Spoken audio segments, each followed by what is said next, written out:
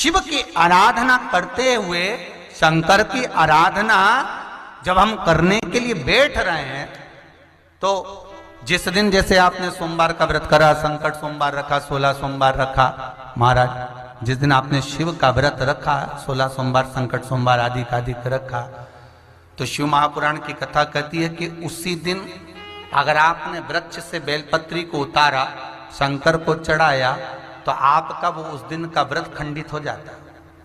ध्यान दीजिए,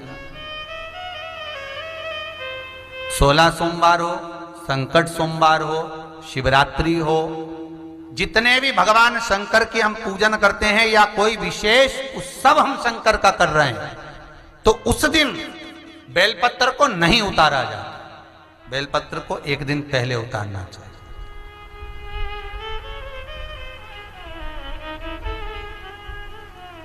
धोकर, साफ कर कर, निर्मल वस्त्र में उसको संजो कर रख देना चाहिए।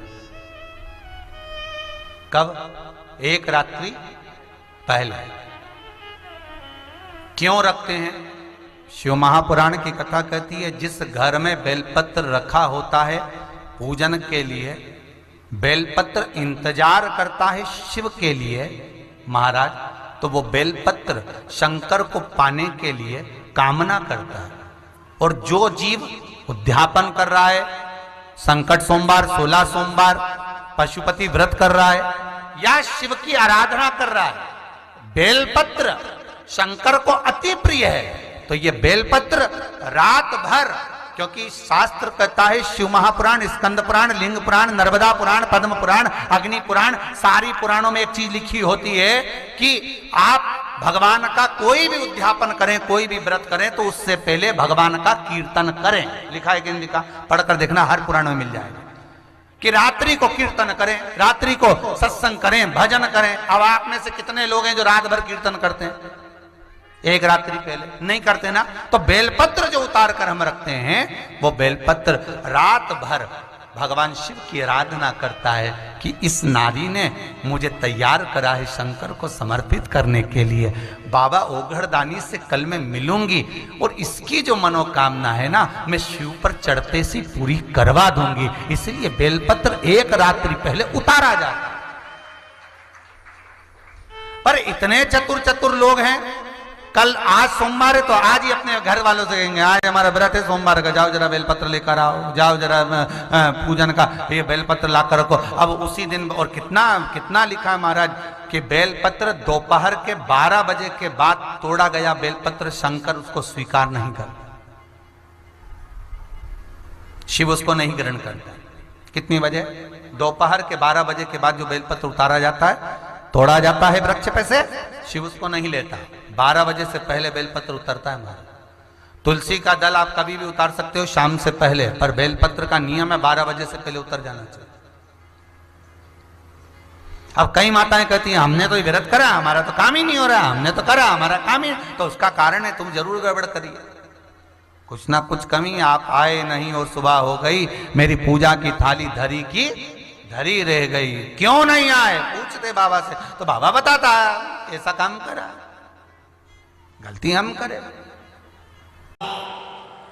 आपके सिर से ऊपर हो उसी बेलपत्री के पौधे की पत्ती को लेना चाहिए। जो पौधा आपके सिर से नीचा हो, उस बेलपत्री के पौधे की पत्तियों को नहीं तोड़ना चाहिए, क्योंकि वो कुंवारा रहता है, छोटा रहता है।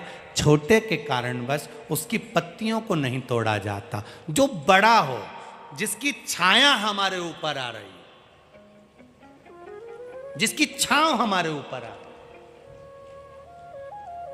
कई लोगों को हम कहते हैं बेलपत्री के पौधे की पूजन करना चाहिए, बेलपत्री के पेड़ की पूजन करना चाहिए, तो उन्होंने गमले में इतना बड़ा पौधा लगा लिया, उसी की पूजन कर लेती हैं, उसी की पत्ती तोड़ लेती हैं। अब जरा विचार करो, पौधे जो तुमने गमले में बेलपत्री का पौधा लगाया वो छोटा है, उसकी छाया हमारे ऊपर नहीं पड़ रही।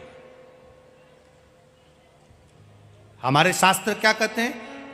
वृक्ष की छाया हमारे ऊपर पड़ना चाहिए। हाँ, गमले में बेलपत्री का पौधा लगाओ, थोड़ा बड़ा कर लो, बड़ा होने के बाद उसको एकांत में जाकर कहीं जमीन पर लगा कर आ जाओ, वो पौधे को ध्यान रखो, बड़ा होता चले जाए, बड़ा होता चले जाए। रोड के किनारे पर, रोड की साइड में, शमशान जाने वाले रास्ते के किनारे पर बेलपत्री का पौधा लगा होना चाहिए। क्यों? अगर कोई भूल से भी मुर्दे को लेकर जा रहा है, शमशान लेकर जा रहा है और बेलपत्री की छाया उस पर पड़ जाती है तो उसका कल्याण हो जाता है, वो फिर जन्म नहीं लेता, उसकी मुक्ति हो जाती है, उसका मोक्ष हो जाता है, वो मुक्त हो गया, वो मोक्ष पा गया।